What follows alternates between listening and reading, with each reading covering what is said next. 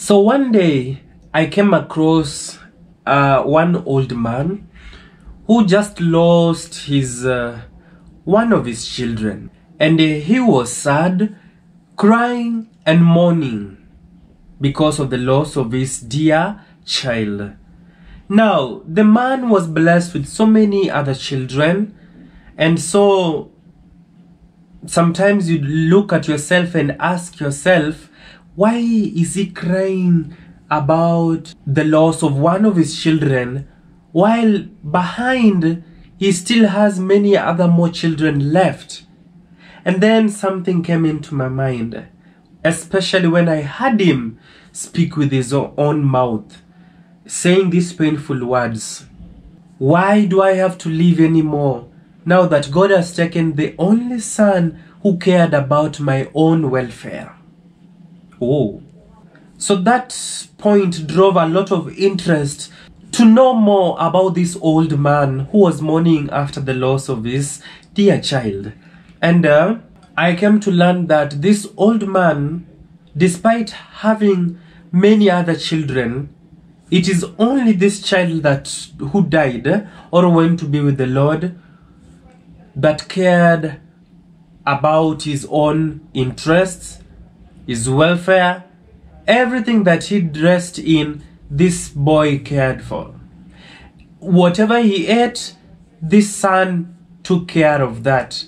Whenever his father was unwell, this young boy always came through for the father.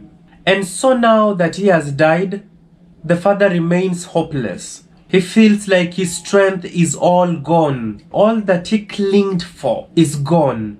And now that he's still alive without his beautiful son who was helping him, he feels life is useless and he doesn't want to live anymore. When a parent gets to a point where their only hope dies or goes away and never comes back, then their life tends to shorten up because they fall into a lot of thinking, a lot of stress, which makes them get so depressed and they don't value life afterwards. Sometimes children put their parents in such situations, and also in some cases it's the parents themselves that put themselves in that kind of situation, and that is by how they treat their children.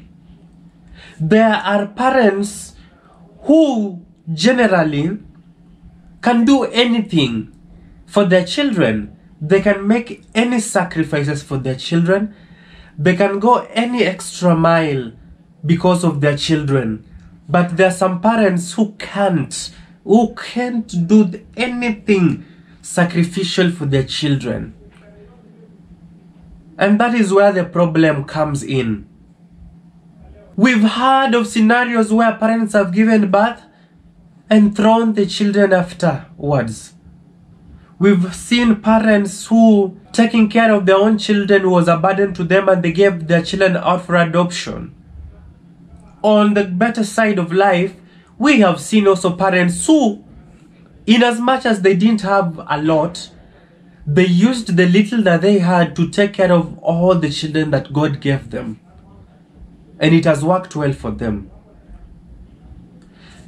Children, the Bible says, honor your father and mother, and your days shall be numbered. So if you want your days to be increased in life, you must learn to respect your father and mother. Do not go astray on anything that will bring a curse to your life. Parents, when God gives you kids, He has given you blessings. Kids are a gift from God that cannot be replaced by anything whatsoever. When God gives you a child, then you have been gifted. Your house is blessed. And God will make sure that you will never lack anything because of the child that He has trusted you with. When you take care of this child, you are taking care of your blessings. When you forsake this child, then Trouble after trouble shall be your visitor in your house. Curses shall never leave your house. Problems shall never run away from your doorstep. You will be handling problem after problem because you have decided to forsake the gift that God entrusted you with. Children, nothing hurts more in this world like making your parent sit down and regret why they ever gave birth to you. Sometimes we put our parents into a situation where they feel they should have aborted us before we were born, because we make them to undergo a life full of regrets because of the things that we do to them. Imagine a situation where your parent sacrifices everything for you. Bro, your parent takes you to school, and for that one to be possible, he sold all the livestock that he had. He sold the only piece of land that he was having. He dug people's farms for you. Your mother washed clothes for people. They swept toilets because of you to study. After all that sacrifice, God helped you and you became successful. You completed school, got a good job. And today you're driving that Mercedes-Benz because of the sacrifices your father and mother made for you. Today you are living your life dreams because of the sacrifices your guardian made to you. Today you have that well-paying job because of the sacrifices of those who took care of you. Today you are eating well. You don't even know how to write the word hunger because you eat daily. You have it all. But to make matters worse, what makes us feel like crying? What makes your parent curse you each and every night is the fact that after all that they did for you, you have decided to forget all that act of kindness. And so they go hungry in the village because they can't afford food. They walk in old and dirty, torn clothes because you have refused to support them. It's not that they wronged you, but it's because of how you have refused to learn, how you have refused to help them be better people in the society. And so you are happy in the city. Every weekend you take your family out, you eat and drink and celebrate while your parents are in the village cursing you. My dear friend, before we get ourselves into such kind of situations, there's something that we can do, and it's better you start now than saying you will do it tomorrow. We are alive today, and for tomorrow is for God. Pick your phone today, call your parent, call your mother, call your father, call that person who took care of you when no one else was there for you. Just tell them I love you, and that's all. Tell them I love you and I'm praying for you. If you have something in your account, send to them. Appreciate them for the life they gave you. Appreciate them for not aborting you when they had the opportunity. Some of us joke too much with human life. We don't see how important people are to us until that day when they are no longer here with us. So before we get to that point, let's appreciate every effort that people made for our sake. I will preach. I can preach. And nothing will stop me from preaching until the message is home. Honor your father and mother that your days might be increased.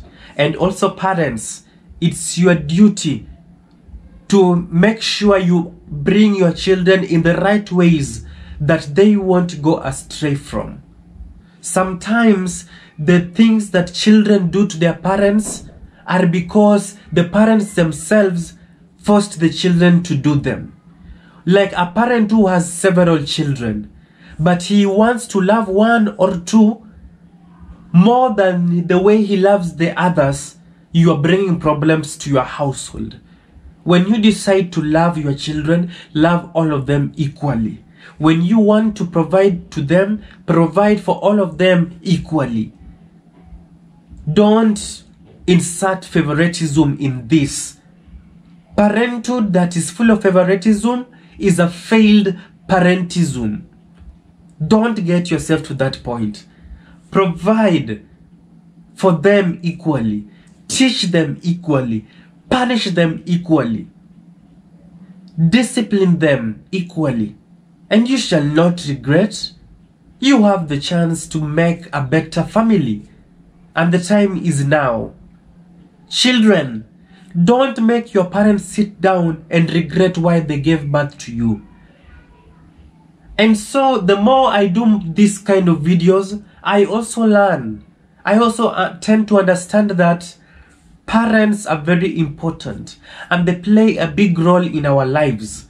In as much as we have failed as children to take care of our parents, we still have time. Even though some people, their parents died without making things right, but there is still time to make things right, especially with the living ones. When they die, when they are sad, it is a curse that we are left with forever and ever. Don't kill your parent because of how you want to treat them. But let them die and rest in peace, knowing that they did their best in bringing you up and that you also did your best in paying them back for the good things they did to you.